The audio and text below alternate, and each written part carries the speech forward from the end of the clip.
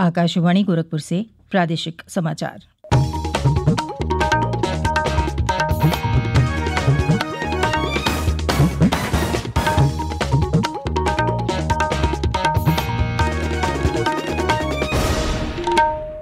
नमस्कार। समाचार बुलेटिन के साथ मैं सुकीर्ति अस्थाना। पहले मुख्य समाचार। कृषि मंत्री सूर्य प्रताप शाही ने कहा, सब्जियों की खेती को बढ़ावा देने के लिए प्रदेश सरकार 20 लाख किसानों को उपलब्ध कराएगी सब्जियों के मुफ्त बीज। प्रदेश सरकार ने किसानों को उपज का न्यूनतम समर्थन मूल्य उपलब्ध कराने के जिलाधिकारियों को दिए निर्देश। अब तक राज्य में पिछले साल से 1.5 गुना 322 लाख कुंतल धान की हुई खरीद। प्रदेश में कोविड-19 के संक्रमण में गिरावट जारी। कोरोना से ठीक होने की दर हुई 94.94%।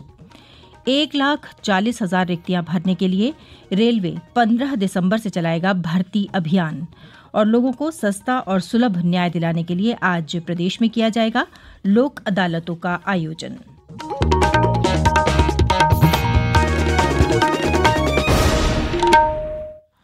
और अब समाचार विस्तार से।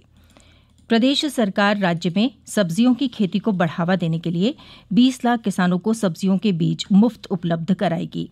प्रदेश के कृषि मंत्री सूर्य प्रताप शाही ने गोरखपुर में आयोजित पूर्वांचल का सतत विकास, मुद्दे, रणनीति और भावी दिशा विषय पर वेबिनार और संगोष्ठी के दूसरे दिन कल कहा कि सरकार किसानों की आय दोगुना करने के लगातार प्रयास कर रही है और पूर्वांचल में सब्जियों और फलों की खेती किसानों की आय बढ़ाने में कारगर साबित हो सकती है।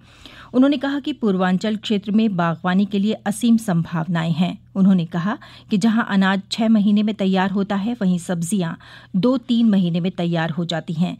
ऐसे में ये ज्यादा लाभप्रद हो सकती हैं। उन्होंने कहा कि जरूरत इस बात की है कि किसानों को ऐसी तकनीक की जानकारी उपलब्ध कराई जाए जिससे वो बागवानी से ज्यादा आय अर्जित कर सकें। श्री शाही ने कहा कि किसानों के पिछड़ेपन का कारण ये है कि उन्हें अद्यतन तकनीक की जानकारी नहीं है। उन्होंने बताया कि कृषि में विविधीकरण और मल्टी क्रॉपिंग समय की मांग है और इसमें बागवानी महत्वपूर्ण भूमिका निभा सकती है। उन्होंने कहा कि कृषि क्षेत्र के विकास के लिए सरकार लगातार प्रयास कर रही है। हाल ही में international rice research centre Varanasi में खोला गया है। आलू के लिए इंटरनेशनल पोटैटो रिसर्च सेंटर का भी एक केंद्र खोलने के प्रयास जारी हैं। उन्होंने बताया कि पिछले 3 सालों में 3,000 करोड़ रुपए की धनराशि कृषि विज्ञान केंद्रों और कृषि संस्थाओं को दी गई है।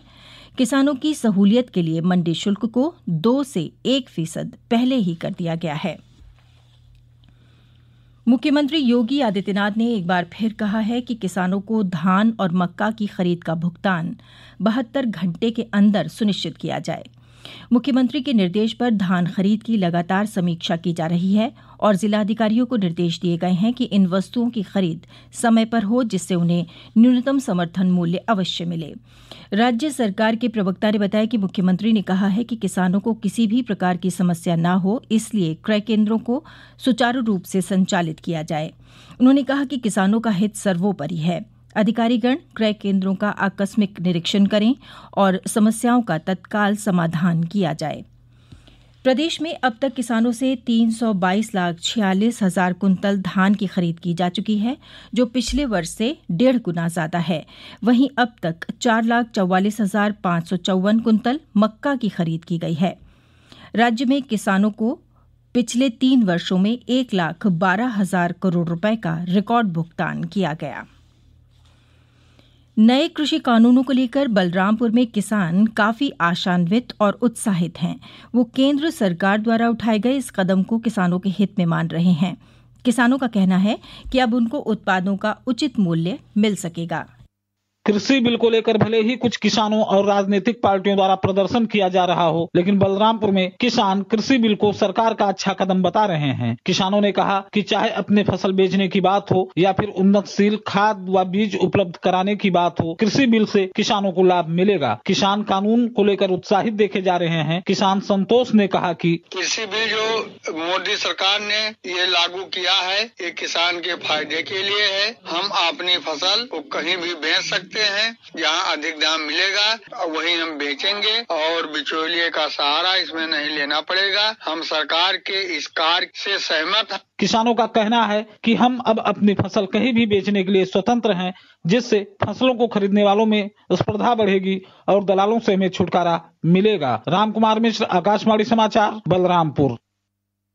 प्रादेशिक समाचार आप आकाशवाणी गोरखपुर से सुन रहे हैं। कोविड महामारी से निपटने में भारत ने एक और मील का पत्थर पार कर लिया है और देश में कोविड-19 से संक्रमित लोगों की संख्या घटकर 3.71% रह गई है। रोगियों की संख्या में लगातार कमी आ रही है और ये लगभग 3,63,000 रह गई है। पिछले 36 घंटों में लगभग 8,500 रोगी उपचार के बाद स्वस्थ हुए हैं। रोजाना दर्ज किए जाने वाले रोगियों की संख्या भी 30,000 से नीचे बनी हुई है और बीते 36 घंटों में ये 29,000 दर्ज की गई। संक्रमण के मामलों में भी कमी आई है और पिछले लगभग एक महीने से संक्रमण की पुष्टि वाले लोगों की दैनिक संख्या 50,000 से नीचे के स्तर पर बनी हुई है। वहीं प्रदेश में भी कोविड संक्रमण में लगातार कमी आ रही है। पिछले 36 घंटों के दौरान कोरोना के 1,613 नए मामले मिले। वहीं इस दौरान सबसे ज्यादा 1,870 कोरोना मरीज स्वस्थ हुए। प्रदेश के अपर मुख्य सचिव स्वास्थ्य अमित मोहन प्रसाद ने बताया कि इस समय राज्य में कोरोना के सक्रिय मामलों की संख्या घटकर 20,473 हो गई है। अब तक कुल 5,34,224 कोरोना मरीज पूरी तरह से उपचारित हो चुके हैं और राज्य में कोरोना से ठीक होने की दर 94.94% हो गई है। वहीं मृत्यु दर में भी कमी आई है और ये 1.42% के नीचे पहुंच गई है। राज्य में कोरोना से कुल 8,025 लोगों की मौतें हुई हैं। प्रदेश में कोरोना नमूनों की जांच का काम लगातार जारी है। अब तक राज्य में कुल 2,11,03,633 नमूनों की जांच की गई है। भारतीय रेल अपने 21 रेलवे भर्ती बोर्डों के माध्यम से 15 दिसंबर 2020 से लगभग 1,40,000 पदों को भरने के लिए व्यापक भर्ती अभियान शुरू कर रहा है। रेल मंत्रालय ने एक बयान में कहा है कि इस भर्ती अभियान में देश भर के 2,44,00,000 से अधिक अभ्यर्थी शामिल होंगे। मंत्रालय ने कहा है कि पहला अभियान 15 दिसंबर से 18 दिसंबर तक चलेगा। इसके बाद एनटीपीसी श्रेणियों की भर्ती का काम 28 दिसंबर से मार्च 2021 तक चलेगा। तीसरे चरण में प्रथम स्तर की भर्ती अप्रैल 2021 से लेकर जून 2021 तक होगी। परीक्षा की सूचना व्यक्तिगत रूप से ईमेल और एसएमएस के माध्यम से दी जाएगी। परीक्षा के लिए प्रवेश पत्र परीक्षा तिथि से 4 दिन पहले जारी किए जाएंगे। विभिन्न रेलवे भर्ती बोर्डों ने कोविड-19 महामारी के मद्देनजर परीक्षा आयोजित करने के लिए व्यापक तैयारियां की हैं।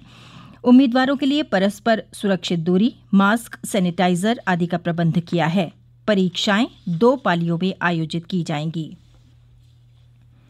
लोगों को सस्ता और सुलभ न्याय दिलाने की दिशा में जिला विधिक सेवा प्राधिकरण के तत्वावधान में आज राज्य में लोक अदालतों का आयोजन किया जाएगा। इन लोक अदालतों में बैंक वसूली वाद, मोटर दुर्घटना, विद्युत किराएदारी, मोबाइल फोन केबल नेटवर्क, आयकर और अन्य वित्तीय संस्थाओं से संबंधित प्रकरणों का निपटारा आपसी सहमति से किया जाता है। लखनऊ में आज 10 बजे से पारिवारिक न्यायालय और मोती महल स्थित मोटर दुर्घटना दावा अधिकरण में लोक अदालत का आयोजन किया जाएगा। और अंत में इस बुलेटिन के मुख्य समाचार एक बार फिर। कृषि मंत्री सूर्य प्रताप शाही ने कहा, सब्जियों की खेती को बढ़ावा देने के लिए प्रदेश सरकार 20 लाख किसानों को उपलब्ध कराएगी सब्जियों के मुफ्त बीज। प्रदेश सरकार ने किसानों को उपज का न्यूनतम समर्थन मूल्य उपलब्ध कराने के लिए जिलाधिकारियों को दिए निर्देश। अब तक राज्य में पिछले साल से 1.5 गुना 322 लाख कुंतल धान की हुई खरीद। प्रदेश में कोविड-19 के संक्रमण में गिरावट जारी, कोरोना से ठीक होने की दर हुई 94.94%। 1,40,000 रिक्तियां भरने के लिए रेलवे 15 दिसंबर से चलाएगा भर्ती अभियान और लोगों को सस्ता और सुलभ न्याय दिलाने के लिए आज प्रदेश में किया जाएगा लोक अदालतों का आयोजन। इसके साथ ही समाचार बुलेटिन समाप्त हुआ। नमस्कार।